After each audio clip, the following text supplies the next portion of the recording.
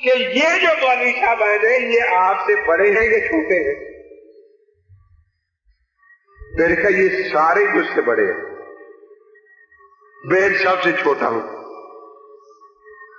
لیکن چھوٹے ہونے کے باوجود اللہ کی توفیق ہے یہ کہ میں ایک بڑے مدرسے میں بیٹھا ہوا ہوں جہاں بڑی کتابیں موجود ہیں، اور میں اس کے والے چیک کر سکتا ہوں ان کے پاس وہ کتابیں نہیں ہیں۔ آپ ان کو یہ کتابیں لے دیں، پھر یہ کبھی مجھے نہیں بلائیں گے، یہ خود نہیں دکھا دیں گے۔ اب جو اصل کتابوں کو نہیں دیکھتا وہ تو سمجھتا ہے جی عثمانی صاحب جو ہے اس سے کون بات کرے، یہ تو ایسا معلوم ہوتا ہے جیسے راویوں کی ساتھ ساتھ پوچھتے جانتا ہے، فلاں راوی پیدا ہوا اس کے یہ اس نے فلاں نے یوں کیا فلاں نے یوں کیا۔ اور جب ہم دیکھتے ہیں تو حیران ہوتے ہیں کہ یا اللہ اس سے پہلے کوئی اتنا بڑا جھوٹا ہوا بھی ہے یا نہیں، کیونکہ ایسی کتاب ہمارے سامنے ہوتی ہے نا۔ اس کا طریقہ کیا ہے؟ رئیس المنافقین کا نام کیا تھا؟ عبداللہ۔ کیا نام تھا؟ اب کوئی عبداللہ کی برائی بیان کرنا چاہے اور عبداللہ بن مسعود کے حالات نیچے لکھ دے رضی اللہ تعالیٰ عنہ کے، تو یہ دھوکہ ہے یا نہیں؟ اس کا طریقہ کیا ہے کہ جس حدیث کو جھوٹا کہنا ہے نا وہ دیکھتا ہے کہ کتنے عبداللہ ہے، جو جھوٹا نظر آ گیا اس کا یہاں ترجمہ لکھ دیا، اگرچہ استاد پہلی صدی کا ہو اور شاگرد 10ویں صدی کا ہو۔ یہ اس کا کام ہے۔ لوگ بیچارے دھوکے میں آ جاتے ہیں۔ ایک ساتھی آیا کہنے لگا جی کتنی تحقیق کی ہے؟ میں نے کہا کیا؟ راویوں پر بڑی نظر ہے عثمانی صاحب کی۔ میں نے اس کے کتاب کھولی تعویذ گڈھا شرک، یہ میرے پاس سارے اس کے رسالے رکھے، اس میں ابو داؤد شریف کی حدیث کو جھوٹا ثابت کرنے کی کوشش کی ہے کہ اس میں راوی محمد بن اسحاق ہے، پورا لکھا یہ دجال ہے، یہ کذاب ہے، یوں ہے وہاں ہے سارا۔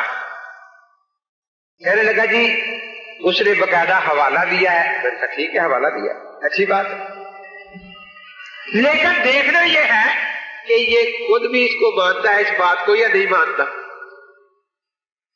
اب تعویذ والی حدیث جو لکھنے والی تھی ابو داؤد کی، اس کو ضعیف کہنے کے لیے محمد بن اسحاق پر تقریباً 1.5 صفحہ لکھا اس نے، وہ کذاب ہے، وہ دجال ہے، وہ جھوٹا تھا، وہ ایسا تھا، وہ ایسا تھا۔ لیکن اپنے 4 رسالوں میں توحید خالصہ 2 میں حضرت جابر رضی اللہ عنہ کی حدیث لکھی ہے کہ شہداء کی ارواح پرندوں میں ہوتی ہے۔ ابو داؤد کے حوالے سے میں نے ابو داؤد سامنے رکھ دی کر کے اس میں وہی محمد بن اسحاق کا دیکھ لو۔ اب وہ بڑا پریشان کہ جی وہی محمد بن اسحاق ہے، میرے کا بالکل وہی ہے، اور کتاب بھی وہی ابو داؤد ہے، جس میں وہ تعویذ والی روایت ہے وہ بھی ابو داؤد شریف ہی ہے، اور جس میں یہ روایت ہے وہ بھی ابو داؤد ہے۔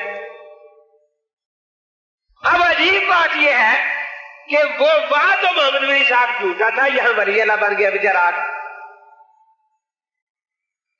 حالانکہ فرق سمجھے، علماء حضرات بھی تشریف فرما ہے کہ تعویذ کا مسئلہ دنیاوی طریقے علاج کا مسئلہ، عقیدے کا مسئلہ نہیں تھا، اور ارواح کا شہداء کی ارواح کا پرندوں میں نہیں، یہ عقیدے کا مسئلہ ہے۔ عقیدے میں تو یہ خود کہتا ہے کہ متواتر چاہیے، متواتر چاہیے، متواتر چاہیے۔ عجیب آدمی ہے کہ عقیدے میں اس جھوٹے کی روایت لے رہا ہے، اور جہاں اس کی ضرورت بھی نہیں۔ یہ تو طریقے علاج ہے نا۔ اب آپریشن کا لفظ سارے حدیث میں کہیں ملے گا آپ کو، تو نہ بھی آئے تو کوئی بات نہیں، وہ تو دنیاوی طریقے علاج ہے۔ اب جتنی دوائیں حکیم صاحب استعمال کرتے ہیں سب کے نام حدیث بھی آتے ہیں۔ جیسے یہاں تجربہ ہے اس طرح تعویذ والوں کا اپنا تجربہ ہوتا ہے۔ ہاں میں نے یہ کہا کہ غذا میں، دوا میں، تعویذ میں، تینوں میں ہم اس کے قائل ہیں حلال غذا حلال ہے، حرام حرام۔ حلال دوا جائز ہے، حرام دوا ناجائز ہے۔